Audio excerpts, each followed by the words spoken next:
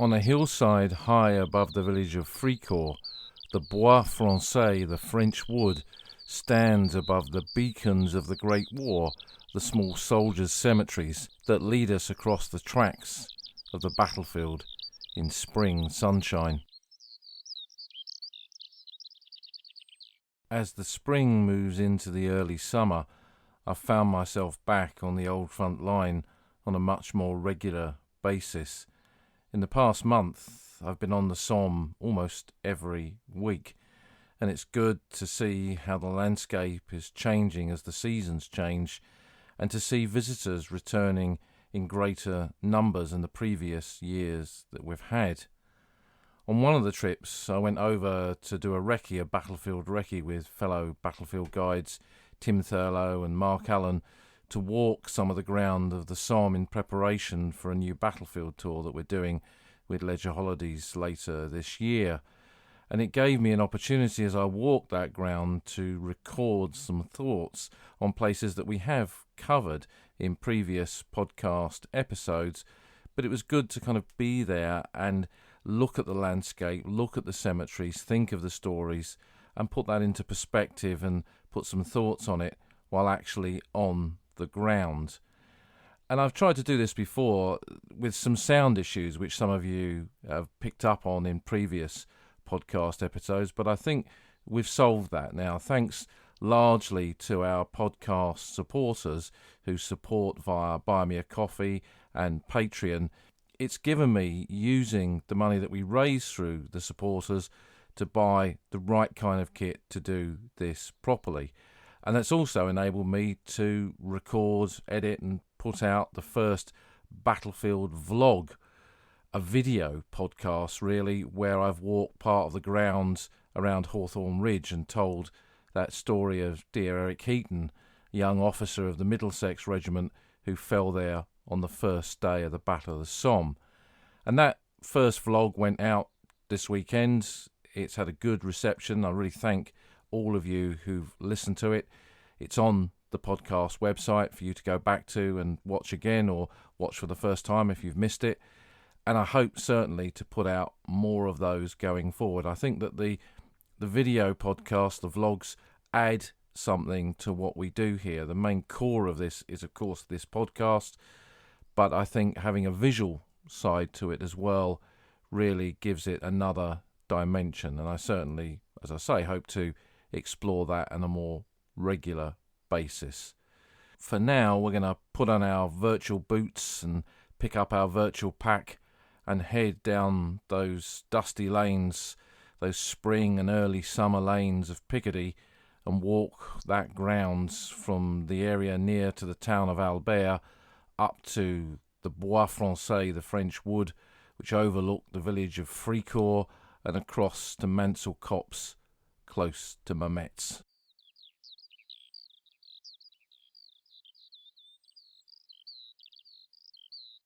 I'm back on the old front line and just outside the town of Albert, where I am at the moment, where I'm starting this walk this morning as the sun rises over the rolling chalklands of the Somme, is in the approach to the front line areas of the Bois Français near Fricourt.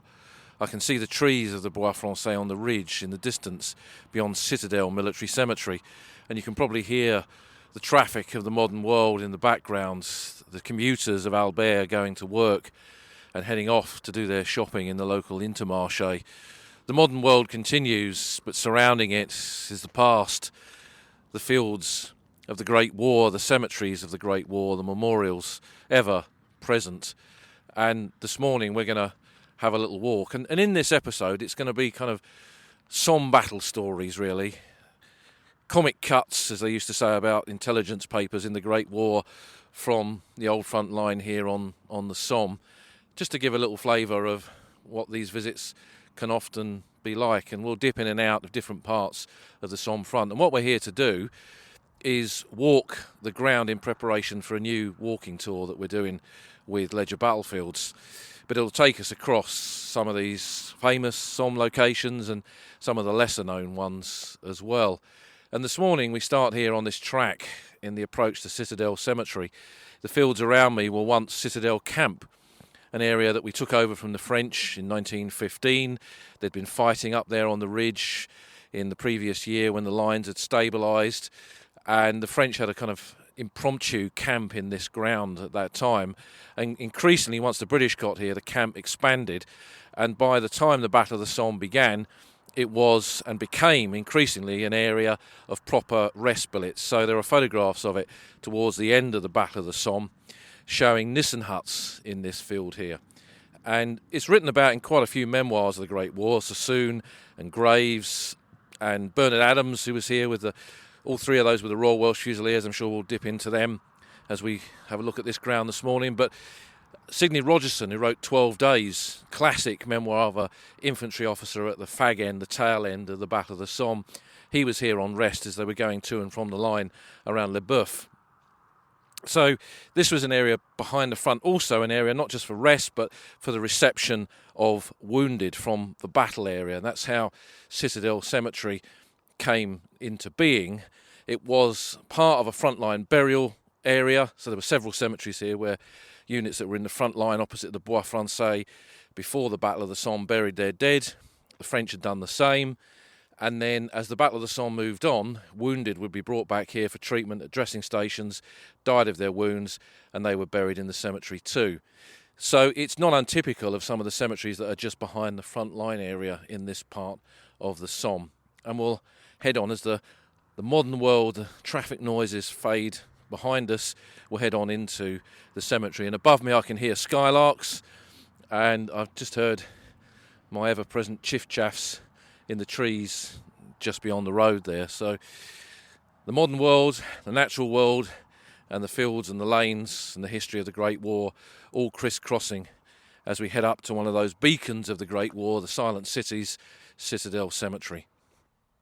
I've come into the Citadel New Military Cemetery, and the vast open fields just behind me. I can hear the skylarks up above. As I look up towards the crest of the ridge, you just see the tops of the trees where the Bois Français is, the French wood, where the French had fought the Germans in 1914 and the front line had stabilised. And that's where the forward trenches were located, and we're on the reverse slope of the hill here, and the cemetery's tucked away, so it was just out of view of the Germans. So safe ground to bury the dead without joining the dead, really. And this is where one of the places in this sector where men killed in that frontline area or in the approach to it were brought back for burial. And as we've said previously, later on in the Battle of the Somme, this became a reception area for wounded, and as good as the British medical arrangements were, men died of their wounds. And so the plot that I'm looking at now, for example, which contains men from the Guards Division and the 16th Irish Division, is from that period of the fighting around Ginchy, Ginchy and Guillemont in the kind of August-September period of 1916. And there's quite a few Guards officers buried in there, and a senior officer as well, Brigadier General Philpotts. We often hear that phrase, generals die in bed, but when we look at the history of the Great War, we don't have to go too far, travel too far to find the graves of senior officers like this, Brigadier General and above. And he was a Commander Royal Artillery, so he was the senior gunner of an infantry division in charge of the artillery assets of that unit. It was his job to work out the fire plans for bombardments, defensive fire, the positioning of artillery units, and then asking for additional artillery beyond his own formation, heavy guns to support a bombardment and so on. And those kind of men, they did work behind the lines. They needed a safe area to prepare their plans and work on the intelligence that they received. But they were part of a tradition of officers who felt that the only way they could really understand a battle situation was to go up there and see that ground themselves. And he was killed he died of wounds received in a reconnaissance of that ground, and his ADC is buried next to him. So it shows that really no rank, no class, no background, no status in civil life really protected you from the realities of being here on these battlefields of the Great War. The cemeteries reflect the whole strata of society. I can see around me now working class lads from the Duke of Wellington's regiment, Lancashire Fusiliers, Scotsmen, men from the border region, Manchester regiment men, right through to public school boys Guy Baring MP is buried in here. Phil Potts himself went through that traditional route, public school into Sandhurst. So it kind of shows that these cemeteries reflect British society at the time of the Great War. And in that, when I come to them, for me, they're not just places of memorial. They're not just where heroes rest and all those kind of phrases. It's much more than that. They're time capsules. They're places where we can really reach out and touch the history of the Great War, where we can see what happened in places like this when we see a collection of men from a particular date. And then when we look at the backgrounds, we can see the sort of men that joined the forces and where they came from, the factories, the mines, the agricultural land of Britain. And it reflects all of that as well. So that's the fascination. I think it's the people of the Great War, the men and the women who served, and the repercussions of the deaths of soldiers buried in cemeteries like this. And it connects us as well to the men who survived, because most men survived the Great War. They weren't all killed. When we come to the battlefields today and we see these cemeteries, it's easy to think that no one came home, but the majority came home. But it does connect us to those veterans as well, because the men who survived, they buried their comrades in cemeteries like this. They never forgot that. The interviews that I did with veterans in the 80s and 90s, they'd often reflect on the comrades that they'd lost. And later on in this walk, we're going to get to a cemetery where the mate of one of the veterans that I interviewed is buried, and we'll talk about that. And I think it connects us to them as well, because we come here now, that generation has gone, but it still connects us to them when we think that men once stood here in groups, in sections, in platoons, possibly even companies, and a much beloved comrade was laid to rest in one of these simple soldier cemeteries just behind the lines. And those men never forgot that. That name that was on a cross then, that's on a headstone carved in stone now, they never forgot it. And I think it's part of our duty to not forget that too. And I think that is one of the many things that we get when we come to cemeteries like this. We've walked further up towards the ridgeline, and I can see the trees even better now of the Bois Français, the French wood, just ahead of me on the crest of the ridge there. That's where the front lines were located. And I'm on a track between Citadel Cemetery and that former front line area. There's a lot of mine craters in the wood there from the static period of trench warfare that was here in 1915 and early 1916, when initially the French and the Germans were blowing mines, and then eventually tunnellers from the Royal Engineers 183 Tunnelling Company was very active on this part of the front. And when we walk up this track, and the battlefields are ever changing, we know that when we visit these places, and there's a new system of tracks here that's moved the track from one side of Point 110 New Military Cemetery that I'm in now to the other side. So the landscape changes, but it still has that resonance of the battles of more than a century ago. And here there are 2 Point 110 cemeteries, Point 110 New and Point 110 Old. Point 110, 110 metres above sea level, one of the contours on the maps here. And these were on a reverse slope away from the frontline area, so again, safe enough to bury your dead without being shot at or spied on, observed by the Germans. And these are kind of regimental burial grounds, battalion burial grounds from the units that held the line here. And as you walk up from Citadel, and they're much smaller cemeteries, so Citadel's about just over 350 burials. These are much smaller, around about 100 or so. And they're all known, they're all identified because they were buried here by their comrades, and they reflect not the big battles that took place on the Somme in 1916, but those quiet periods and the lead up to it from 1915 through to the months before the 1st of July. And here at Point 110 New is a row of graves of men from the 1st Battalion Royal Welsh Fusiliers. Now this is a heavily written about battalion. There were 3 authors up here, 2 of them significant 20th century writers who witnessed what happened here in that quiet period before the Somme. And one of those was Siegfried Sassoon, the other was Robert Graves, and the third was Bernard Adams. Sassoon wrote memoirs of a fox hunting man and memoirs of an infantry officer that cover this period. Graves eventually wrote his memoirs, Goodbye to All That. And Bernard Adams, the lesser known one of the 3, wrote Nothing of Importance, which is a really fabulous memoir. He was wounded in the lead up to the Battle of the Somme, and when he was recuperating from his wounds, he wrote the manuscript that became that book that was published during the war and then eventually republished and has been republished since. And we'll put a bit of a lead to that onto the podcast website. But those 3 memoirs, written from the perspective of officers, of course, give us a bit of an insight into this part of the line in that quiet period. And the title of Adams's book, Nothing of Importance, reflects the nature of what happened here. This is not the headline battles of the Great War.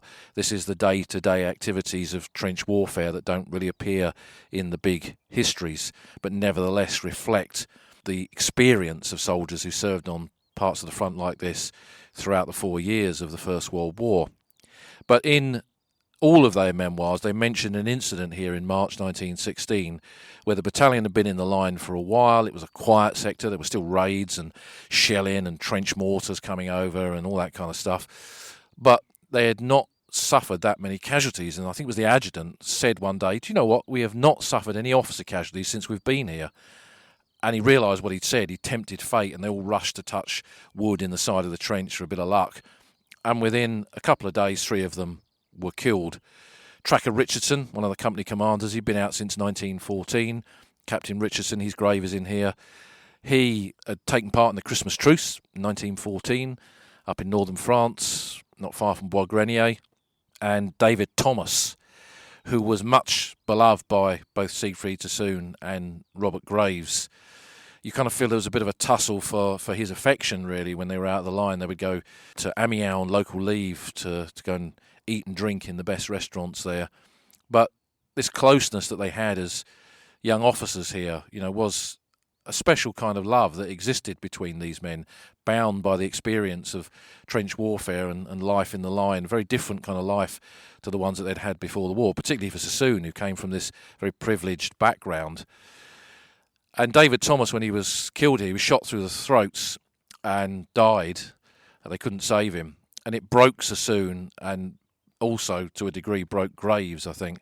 And they both write about this incident. There's a very good description in Graves' book of them burying Thomas and the other officers here as the shells are crumping on the skyline and the padres reading the lesson. And for Sassoon, I think it kind of changed him, that he lost all kind of hope. His brother had been killed at Gallipoli the year before. His world had changed forever. And someone that he loved and cared for, David Thomas, who in his book he calls Dick Tiltwood, he'd lost him, and he kind of had a death wish, I think, really. And he put himself in a lot of danger. He didn't endanger others, but he put himself in a lot of danger. And he went out to rescue Corporal O'Brien up on the ridge there near one of the mine craters after a raid. His grave is back in Citadel Cemetery. We just visited that earlier. And Sassoon went out to go and pick him up, brought him in under fire, for which he got the Military Cross. Sadly, O'Brien couldn't be saved either, and he was buried in Citadel Cemetery, having died of his wounds. And for that, Sassoon was awarded the MC. When the MC was confirmed, there was no ribbon in the battalion stocks, so they couldn't give him a ribbon to sew on his tunic. So the medical officer, who had a great admiration for Sassoon, peeled off, untacked his own MC ribbon and gave it to Sassoon to put on his tunic.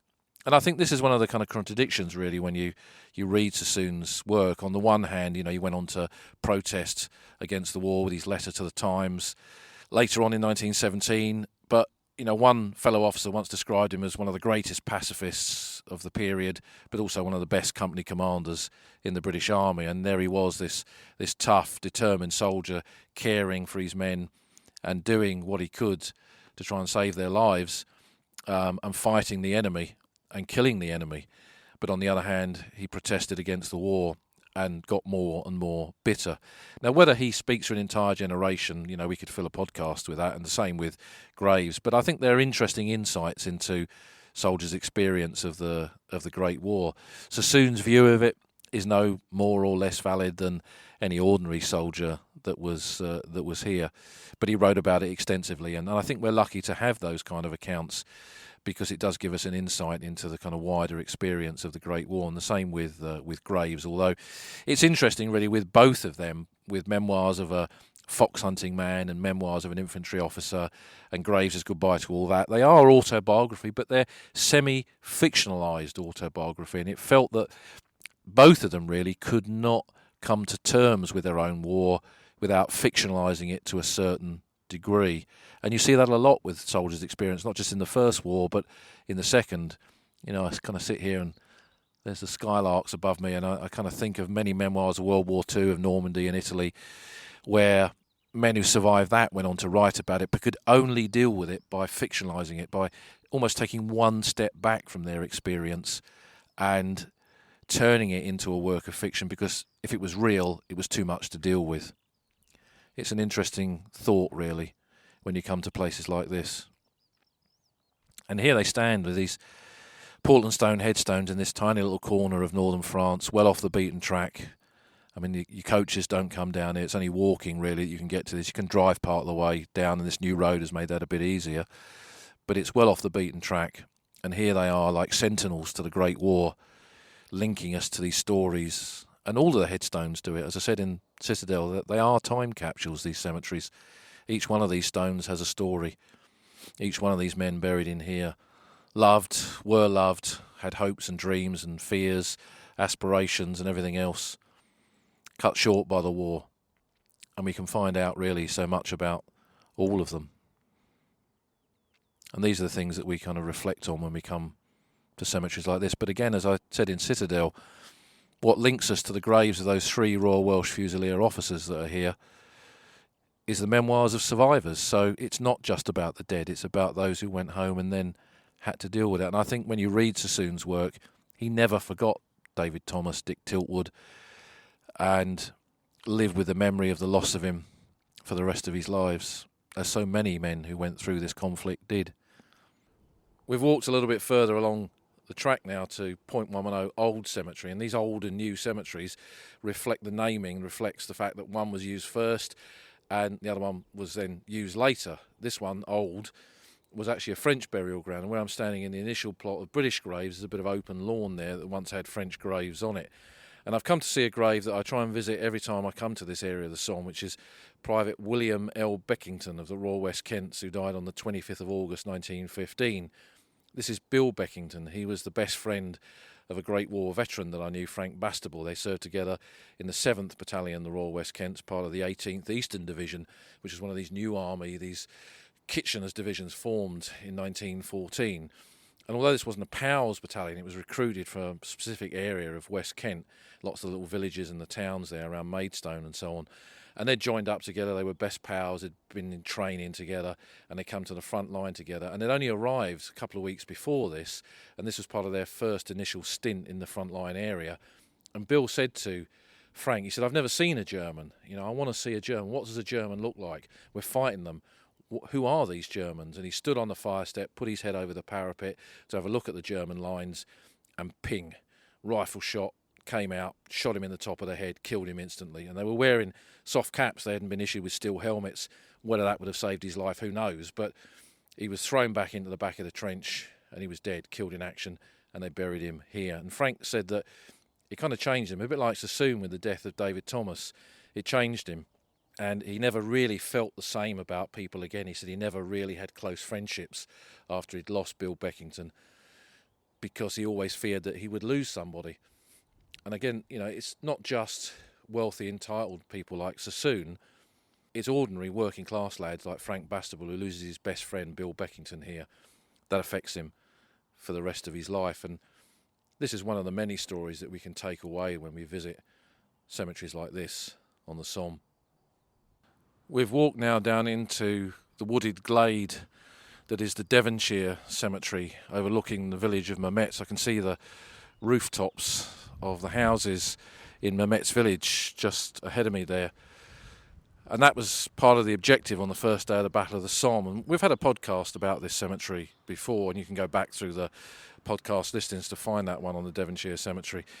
But it's good on this walk, having looked at writers and the soldiers and the stories of the men that fought in this area of the Somme, to end here on this walk.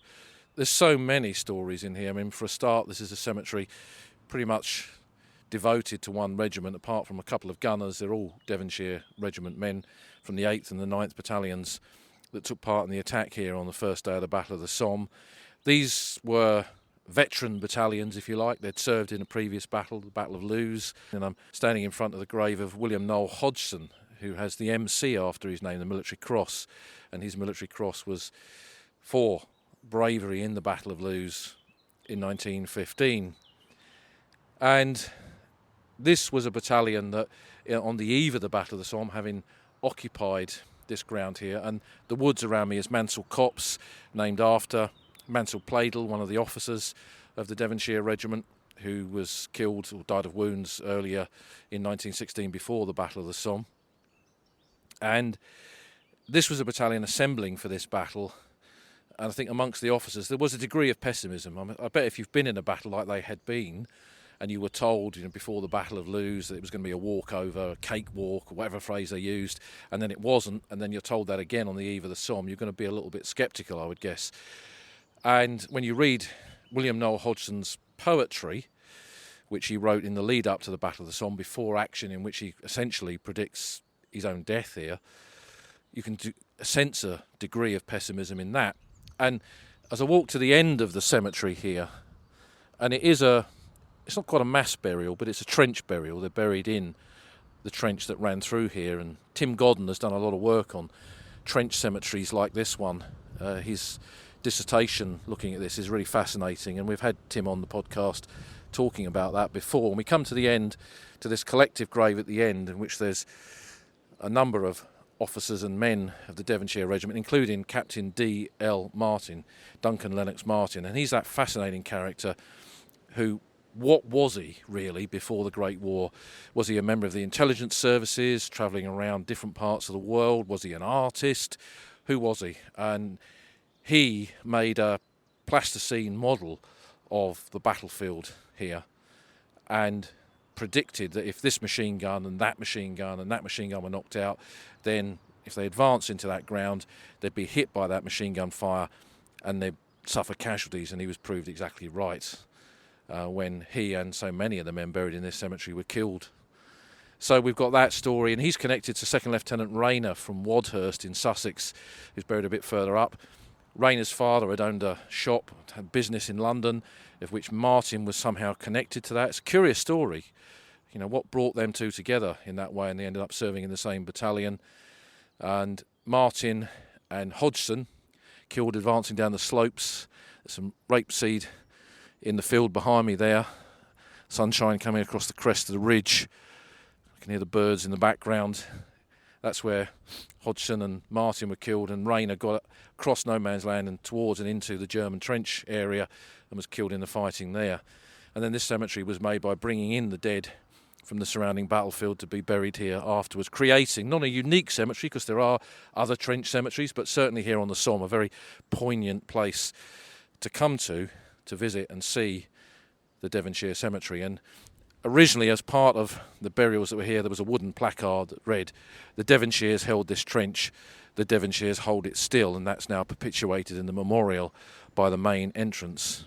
And the whole site is kind of part of the history of the Great War, because when you walk up the path, up the steps into the cemetery, you're following the line of the trench. And Mark and Tim, who are with me, they were just looking at Linesman, the digital trench map system, and matching it up with that and seeing that, yes, indeed, that pathway into the cemetery follows the line of the trench.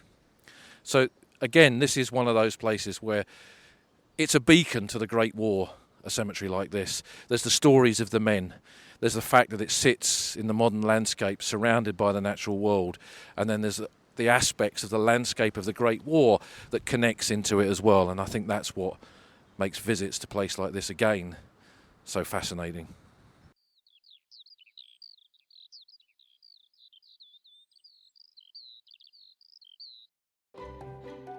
You've been listening to an episode of The Old Front Line with me, military historian Paul Reed. You can follow me on Twitter at Somcorps. You can follow the podcast at Old Frontline Pod. Check out the website at oldfrontline.co.uk, where you'll find lots of podcast extras and photographs and links to books that are mentioned in the podcast. And if you feel like supporting us, you can go to our Patreon page, patreon.com/oldfrontline, or support us on Buy Me a Coffee at buymeacoffee.com/oldfrontline. Links to all of these are on our website. Thanks for listening, and we'll see you again soon.